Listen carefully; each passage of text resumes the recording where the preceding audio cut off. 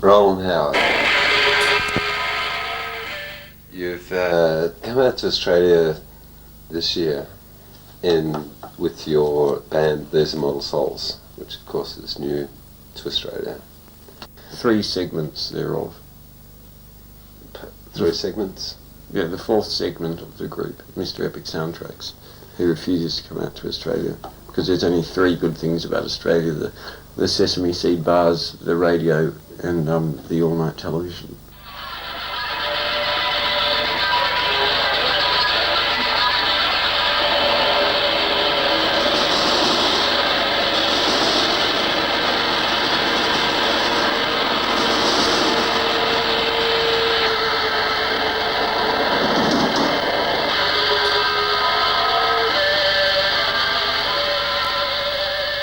Perhaps you could begin by explaining to us why you retain such personnel as Epic Soundtracks and Harry Howard in your band There's Immortal Souls. Because I find it impossible to work with anyone who I don't know. Like showing somebody a song that you've written is, I still find it really painful. Hello ladies and gentlemen. I know you'll probably find this hard to believe, but I'm drunk. Again. Terrible example to my peers. Always have been. A recalcitrant. It's obviously a real challenge, and it's to try and do something all new with that type of lineup. And I remember reading an interview with a pop group years ago where they said that they'd purposefully worked with the most obvious instruments because just the very fact of trying to get something new out of them was such an enormous challenge.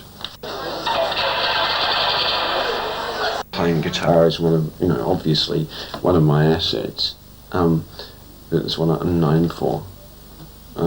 And piano is just an instrument that I think is incredibly underused and underexposed in rock music. It's usually used as a backup or for ballads or something, but it's not used in music that has any kind of edge to much extent. This is called Marry Me. Someone as myself is seen as being inextricably linked with the past and a figure of the past in the eyes of the English press, and whatever I do is compared to what I've done before, and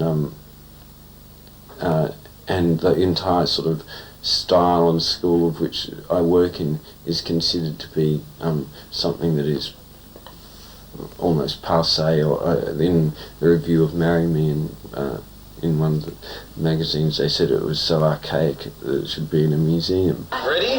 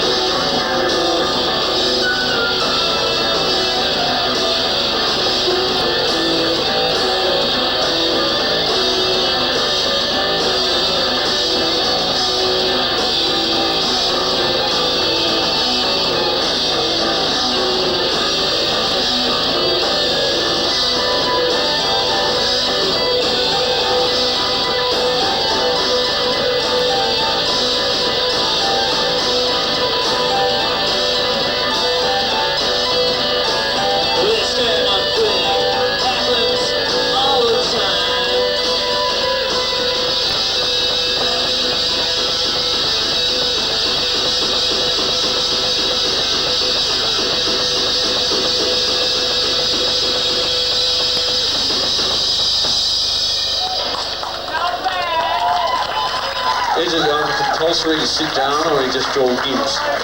Well, basically what they're doing is they're saying this person belongs to this school of music, and they're looking at anything they do through the pair of glasses that are labelled depression or downbeat or whatever, and like this pair here could be the very pair. And it's just absurd. I mean, they're not judging me upon the merits of what I've done. They're judging me upon the merit of the mythology of the past. This is called Hyde. Head music. 1, 2, 3, 1, 2, 3.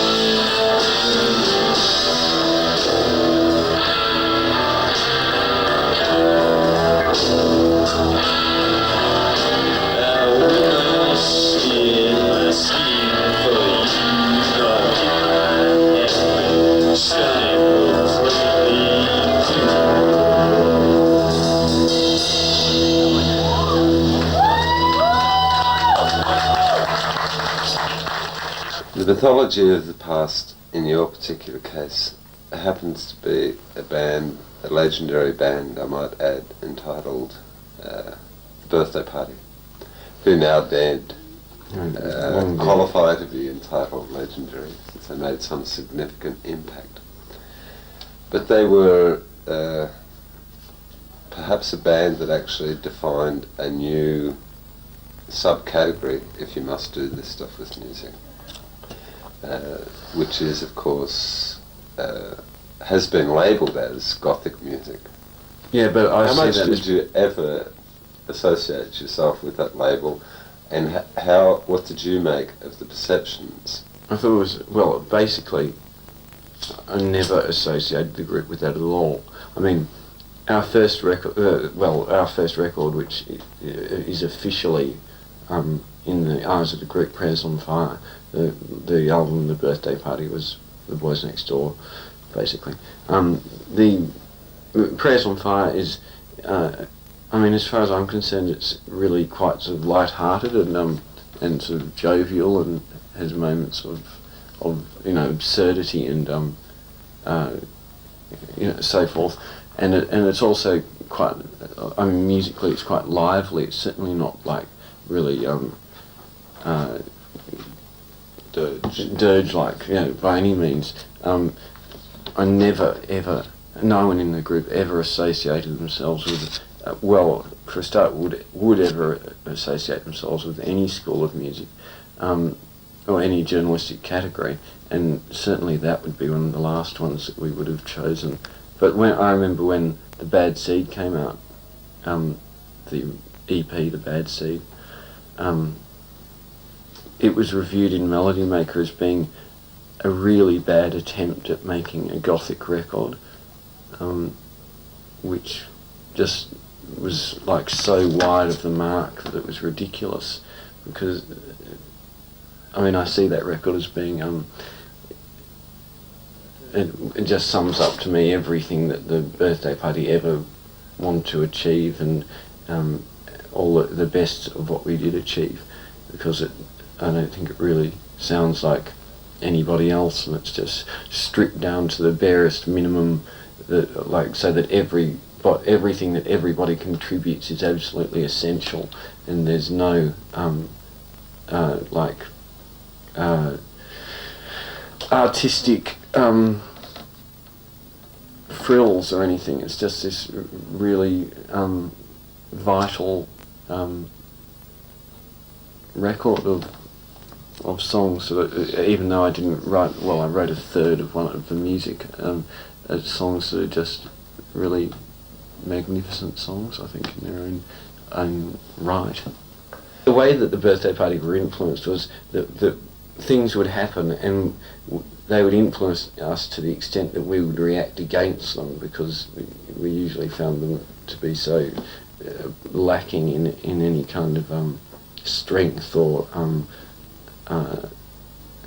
power in terms of not just like loudness or musical, like talking in terms of sound, just any kind of power in the emotion and things that were being portrayed, and that drove us on towards trying to make things that were a lot more intense than what we had been doing.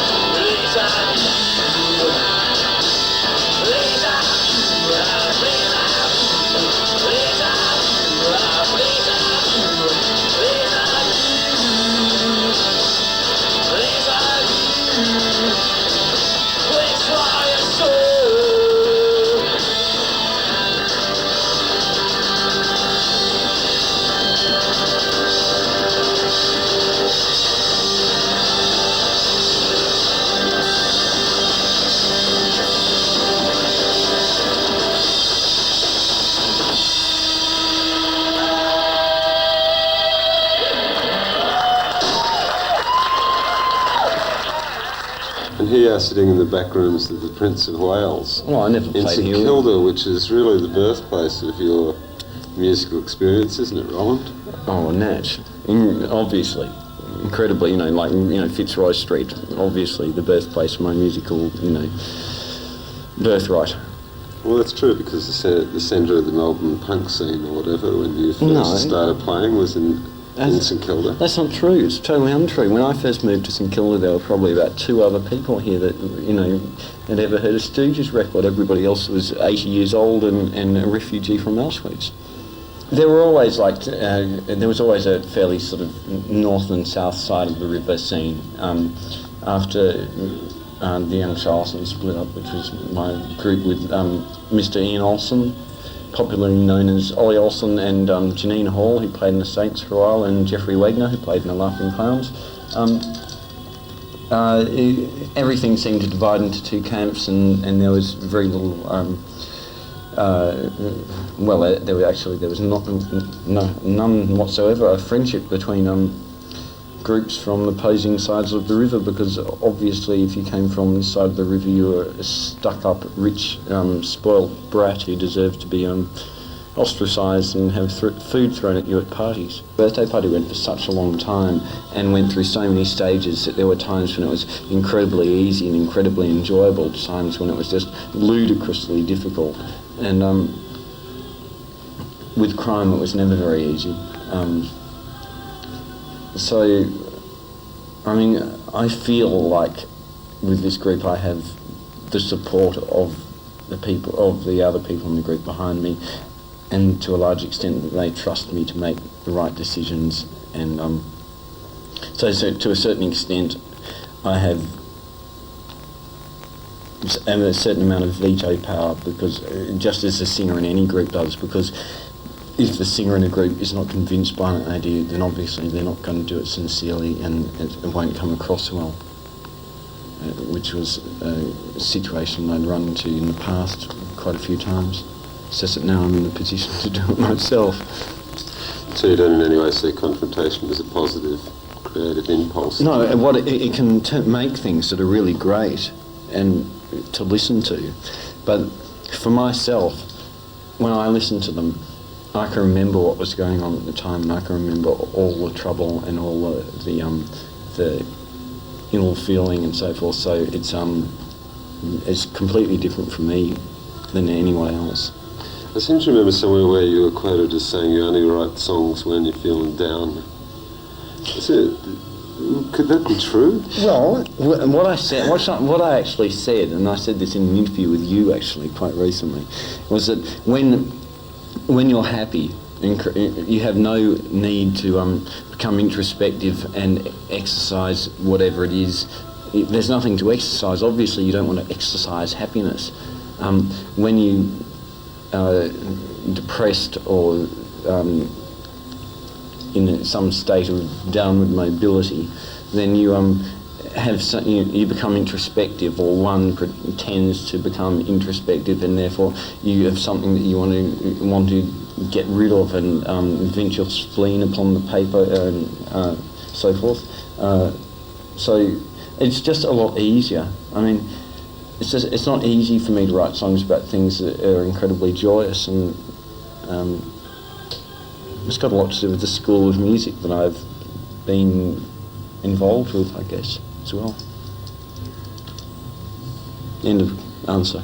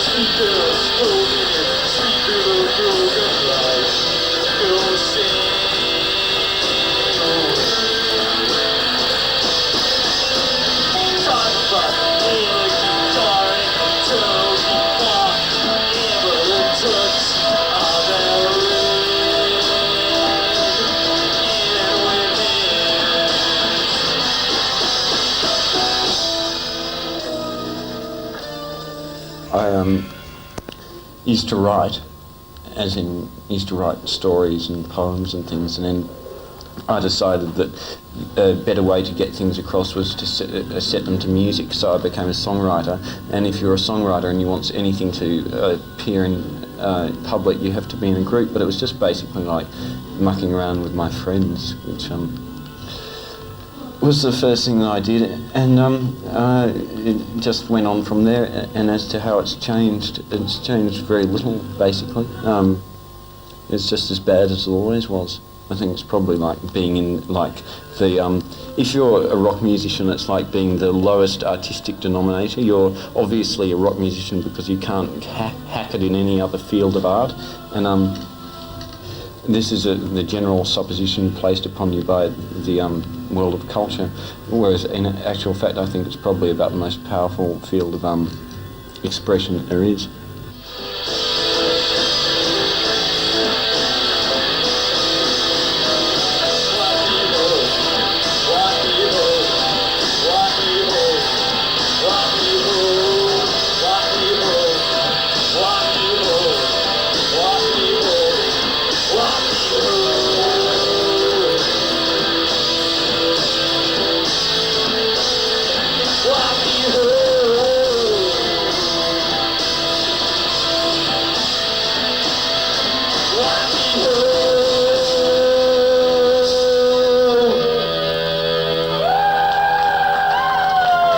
When you recorded or released the Bats, of course the things exploded in terms of the band's popularity, and subsequently you're featured in the musical papers, which had a circulation beyond just England but throughout Europe and into America. Yeah, it's a sort of singular record in the career of the Birthday Party, because it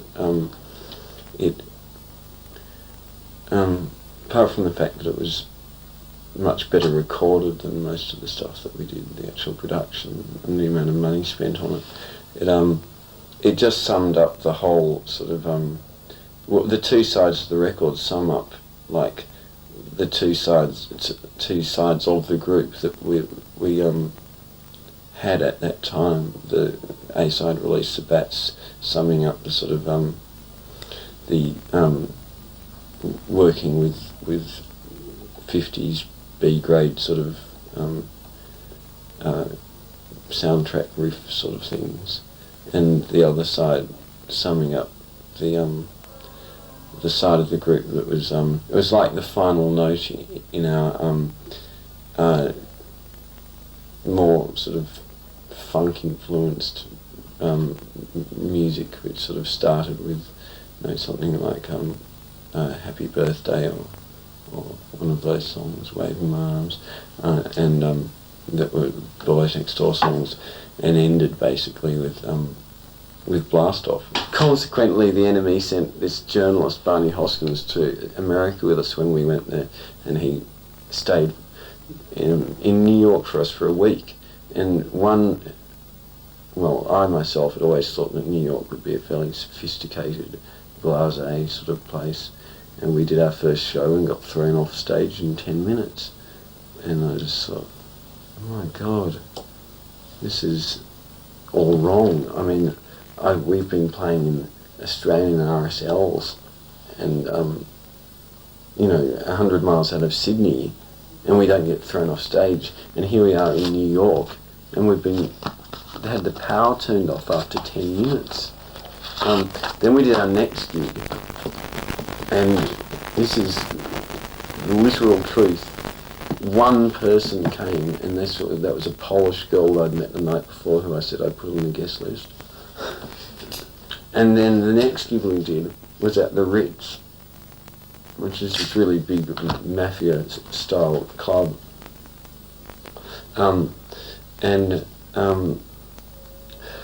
That 6 months or so beforehand, Public Image had perpetrated their riot there, and they let us play for 15 minutes before they threw us off stage because they said that we were trying to incite a riot. So we'd done 3 gigs in New York and played for approximately 25 minutes.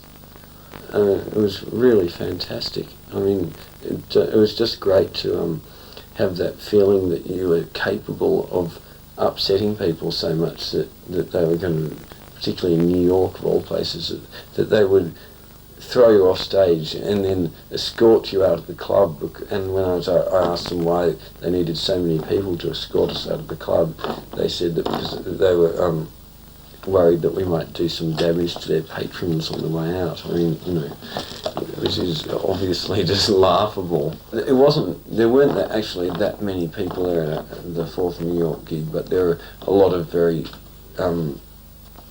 influential people like Richard Hell and Bob Quine and Lydia Lunch, who I met for the first time,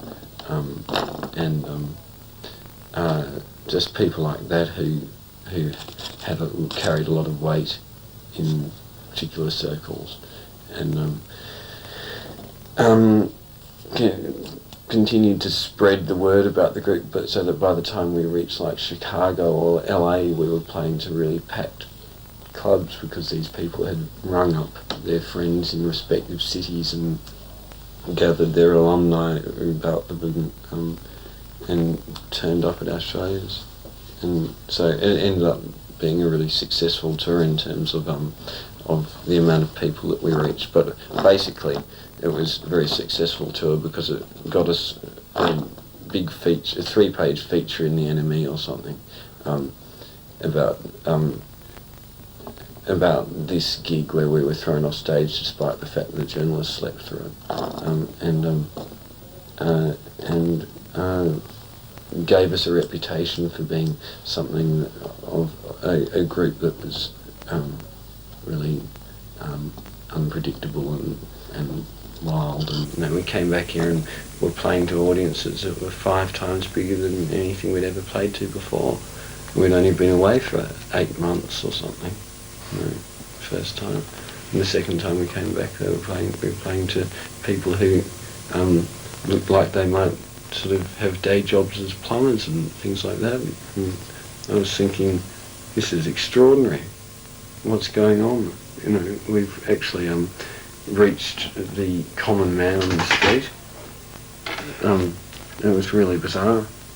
How we turned from the Boys Next Door birthday party was we went to England and saw all these groups